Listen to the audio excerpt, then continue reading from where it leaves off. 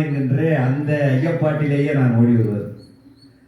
எனவே அந்த அளவிற்கு அவர்கள் ஆர்வமும் ஆக்கமும் உடையவராக இருப்பதனாலே இந்த நிகழ்ச்சியிலே நான் கலந்து கொண்டேன். இதிலே காலையிலே வந்தவுடனேயே நம்முடைய கருணாசார்கள் திருக்குறள் நெறிப்படி ஒரு நிகழ்வை எப்படி நடத்த வேண்டுமோ அதை மிக சிறப்பாக நடத்தினார்கள். குரல் வாழ்த்தை பாடினார்கள்.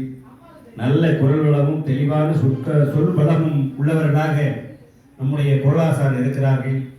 அவர்கள் மேலும் தன்னுடைய பணியை மிகவும் சிறப்பாக தொடர வேண்டும் என இந்த நேரத்திலே அவர்களையும் நான் வாழ்த்துகிறேன். காரணம், இன்றைக்கு பிறமொழி சொற்கள் நிறைய இருந்து கொண்டிருக்கிறது.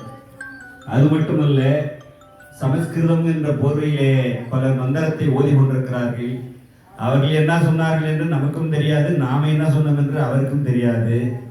அந்த சொற்களால் அந்த பொருள்களால் எதுவும் புரியாத பொருட்களை புரியாத சொற்களை நாம் சொல்லுவதை விட, நமக்கு தெரியாத செயல்களை அவர்கள் செயல்படுத்தி புகுத்துவதை விட, தமிழ் மொழியிலே திருவள்ளுவர் சொல்லாத குறள் இல்லை, வாழ்வியலுக்கு அத்துணை குறளையும் சொல்லியிருக்கிறார்.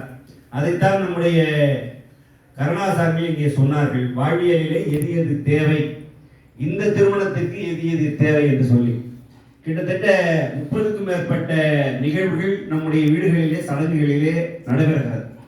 குழந்தை பிறப்பு, அப்புறம் அந்த குழந்தைக்கு பெயர் வைத்தல், வீடு திறப்பு, அப்புறம் அதே போல திருமணங்கள், அப்புறம் அந்த பெண் வளர்ச்சி அடைந்தால் அவர்களுடைய அந்த பூ பெய்த அந்த ஆண்டு அந்த நிகழ்வு, அப்புறம் திருமணம் செய்து கொடுத்தால் ஒரு வளையல் விழா, அதே போல மஞ்சள் நீராட்டு விழா, அப்புறம் வளையல் அணி முடிந்த பிறகு அதன் பிறகு அந்த குழந்தை பிறந்தால் அதற்கு ஒரு பெயர் சூட்டல் விழா. இப்படி 30க்கும் மேற்பட்ட விழாக்கள் நம்முடைய வீடுகளிலே, தமிழர்கள் வீடுகளிலே நடத்தி கொண்டிருக்கிறார். வெள்ளி விழா, பொன் விழா, 50, 60, 70, 80, 100 இப்படிப்பட்ட நிகழ்வுகள் எல்லாம் நாம் நடத்தி கொண்டிருக்கிறோம். ஆனால் இந்த நிகழ்வுகளை எல்லாம் தமிழிலே நடத்த வேண்டும், தமிழ் முறைப்படி நடத்த வேண்டும். திருக்குறளிலே இருக்கக்கூடிய சொல்லியல் வாழ்வுகளை, அதனுடைய சொல்லியல் குறள்களை, அதனுடைய பொருளியலை நாம் சொல்லி மக்களுக்கு உணர்த்தி நாம் அதை சொல்ல வேண்டும் என்கின்ற நெறியிலே தான் உலக திருக்குறள் கூட்டமைப்பு இதை போன்ற நிகழ்வுகள் தமிழர்களுடைய இல்லங்களிலே நடத்த வேண்டும் என்று அந்த நிகழ்ச்சியை நாம் சொல்லிக் கொண்டிருக்கிறோம். பல இடங்களிலே அதற்கான பயிற்சியை வழங்கி கொண்டிருக்கிறோம். ஏனென்று சொன்னால், இன்றைக்கு குடமுழுக்கு என்று நடத்துகிறார்கள், கோவில் கும்பாபிஷேகம் நடத்துகிறார்கள். நான் பல இடங்களிலே பல கோவில்களுக்கு அரசாங்கத்திற்கு எழுதியிருக்கிறேன், அறிக்கையும் கொடுத்திருக்கிறேன். நீதிமன்றத்தினுடைய தீர்ப்பே இருக்கிறது. குடமுழுக்கு நடைபெறுகிறது சொன்னால் சமஸ்கிருதத்திலே நீங்கள் பாடினாலும் தமிழிலேயும் தேவாரம் திருவாசகத்தினுடைய பாடல்களை பாட வேண்டும் என்று நீதிமன்றம் தீர்ப்பு வழங்கி இருக்கிறது. ஆனால் அதை சொல்லுவதற்கு அங்கே இருப்பவர்கள், அதை நிர்வாகம் செய்து கொண்டிருப்பவர்கள் மறுக்கிறார்கள். இதை கண்டித்து பல இடங்களிலே நாங்களும் அறிக்கை கொடுத்து, திருச்செந்தூரிலே நடைபெற்ற குடமுழுக்கு விழாவுக்கும் அறிக்கை கொடுத்திருக்கிறேன். அதே போல தஞ்சையிலே நடைபெற்றதற்கும் கொடுத்திருக்கிறேன்.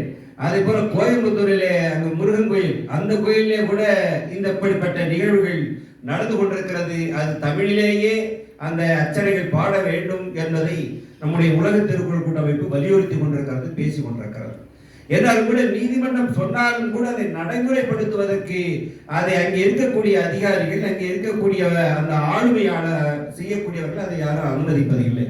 எனவே என்றாலும் கூட அந்த போராட்டம் அது ஒரு புறம் நடந்து கொண்டிருந்தாலும் கூட நம்முடைய தோழர்கள், நம்முடைய இல்லங்களிலே நடக்கூடிய நிகழ்ச்சிகள் எதுவாக இருந்தாலும் அது தமிழிலே நடத்த வேண்டும்.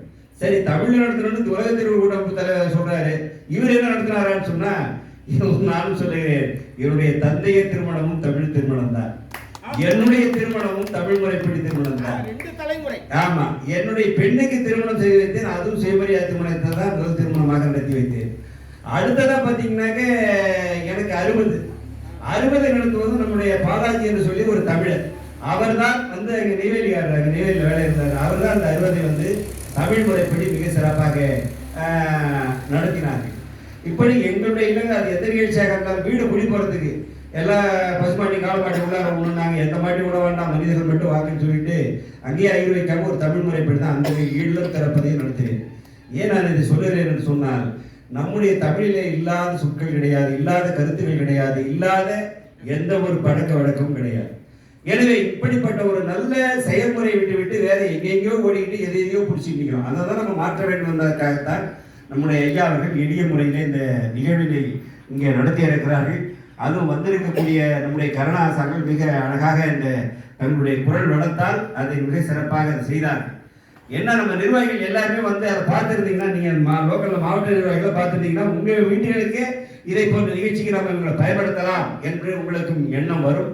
எனவே அதை நீங்கள் சரியாக இது வந்து இது இடையில வச்சுக்கிட்டது, இது நாங்களாக வச்சுக்கிட்டது என்ன, இந்த வாழ்த்துறை என்பது நாம உருவாக்கி கொண்ட நிகழ்ச்சி என்பது அங்கே முடிந்து விட்டது. எனவே அந்த அடிப்படையிலே நம்முடைய தம்பதியர் அவர்கள் மிக சிறப்பாக இந்த நிகழ்ச்சியை நடத்த வேண்டும் என்கின்ற அவருடைய ஆவல் மிக சிறப்பாக இங்கே நடைபெற்றுக் கொண்டிருக்கிறது. அதே போல ஐயா அவர்கள் இந்த வயது வரையிலே மிக சிறப்பாக தன்னுடைய வாழ்க்கையை